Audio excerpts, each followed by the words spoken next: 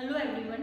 Last class में हम लोगों ने 5 किंगडम क्लासिफिकेशन कौन से बेसिस पे आर एच विटेकर ने क्लासिफाई किया था वो कंप्लीट किया था।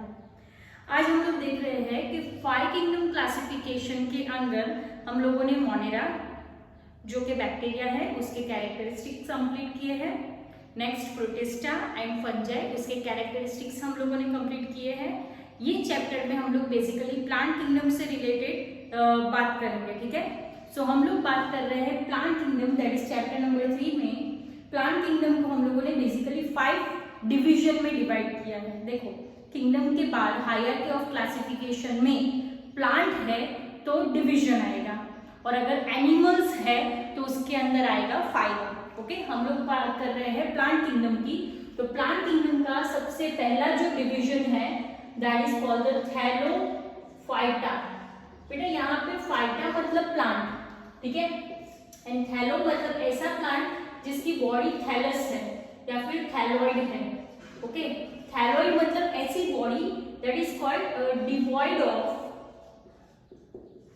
स्टेम, रूट एंड लीफ, मतलब उसमें कुछ भी नहीं होगा, ठीक है, स्टेम, रूट या लीफ कुछ भी नहीं होगा।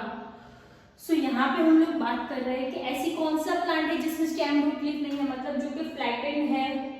ओके, और ये जो फ्लैटेंड स्ट्रक्चर है जिसको हम लोग बोलेंगे एल्गी।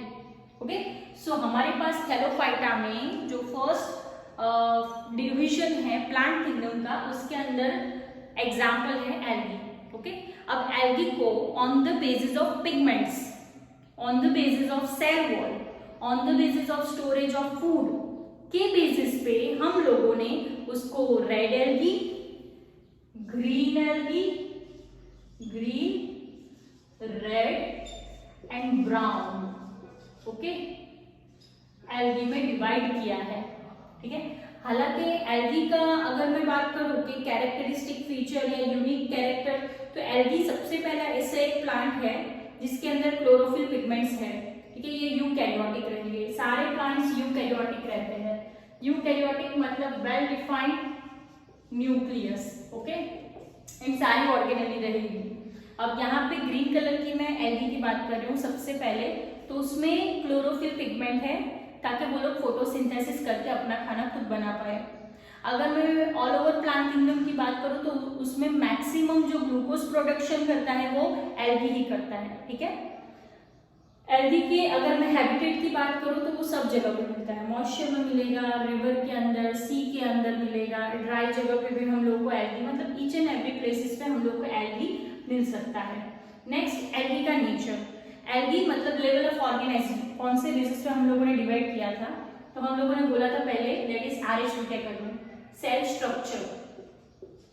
तो यहाँ पे बेटा सेल का स्ट्रक्चर कौन सा होगा, that is eukaryotic. Okay, that is level of organisation, जो दूसरा पॉइंट था जिसके बेसिस पे आरएच विटेकर ने डिवाइड किया था, या तो यूनिसेल्युलर या तो मल्टीसेल्युलर। तो एग्जाम्पल्स आपको एग्जाम में पूछे जाते हैं कि ऐसी कौन सी एल्गी है जो कि यूनिसेल्युलर है, जो एक ही सेल की बनी है।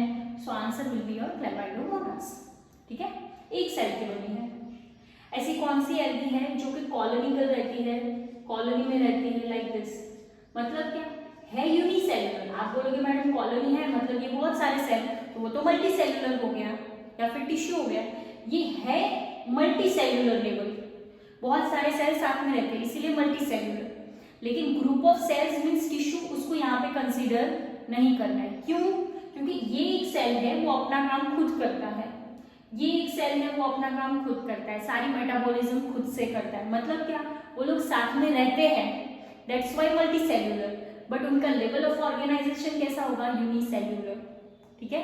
उन लोगों ने डिवीजन ऑफ लेबर नहीं किया है कि चलो आधे सेल है तो वो रेस्पिरेशन करेंगे, आधे सेल है वो एक्सक्रीशन करेंगे, ऐसा उन्होंने नहीं बताया है, ठीक है। सो वॉल्वॉक्स कॉलोनिकल है, और वॉल्वॉक्स का नेचर क्या होता है, उसको यूटेली बोलते हैं, यूटेली।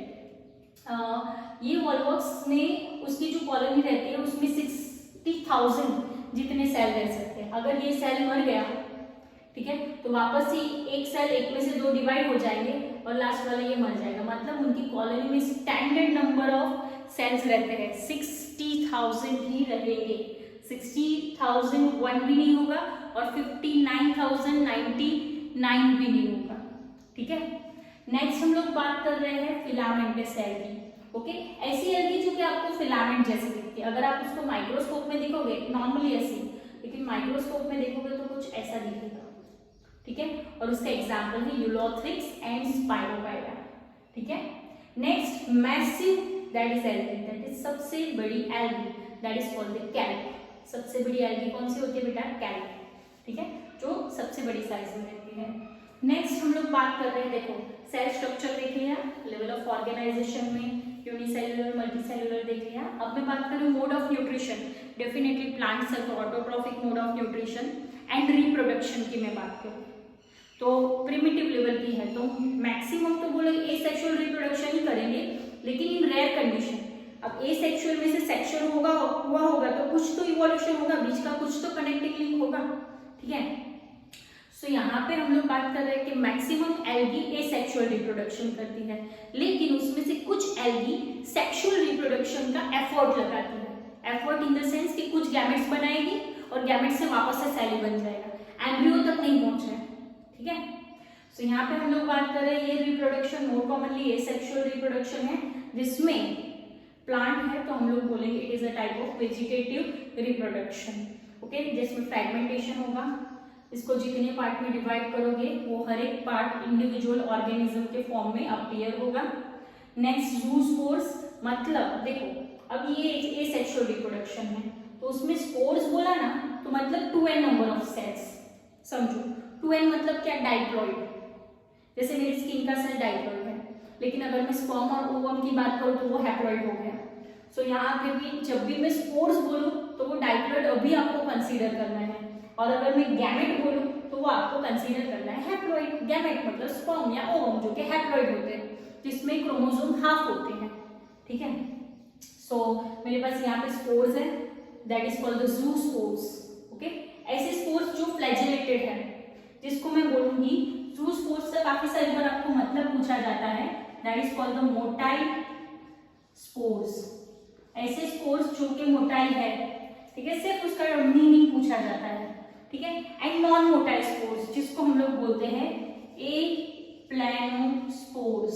ऐसे स्पोर्स जो कि मूव नहीं हो सकते हैं, मतलब ज़ूस्पोर्स में ड्रॉ करूं तो this one is motile spore.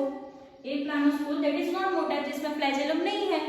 ठीक है, और सेक्सुअल रिप्रोडक्शन, तो सेक्सुअल रिप्रोडक्शन में वो लोग डीएनए ट्रांसफर करते हैं, लेकिन अभी वो आपके सिलेबस में नहीं है।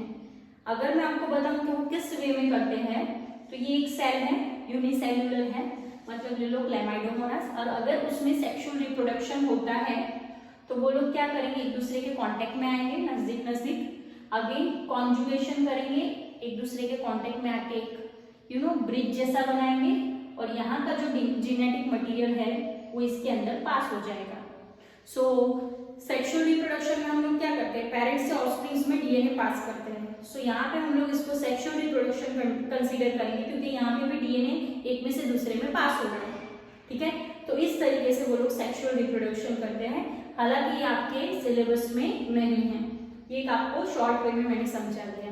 अब नेक्स्ट क्लास में एल्गी, जो कि थोड़ा बड़ा टॉपिक है और इवन एल्गी के ऊपर बहुत सारे क्वेश्चंस भी रहते हैं, तो ये हम लोगों ने एल्गी का थोड़ा इंट्रोडक्शन देखा है। नेक्स्ट क्लास में एल्गी का इंट्रोडक्शन कंप्लीट करेंगे, जिसमें से बहुत सारे क्वेश्चंस आते हैं, प्लस हम लोग Chlorophyceae that is green algae complete करेंगे।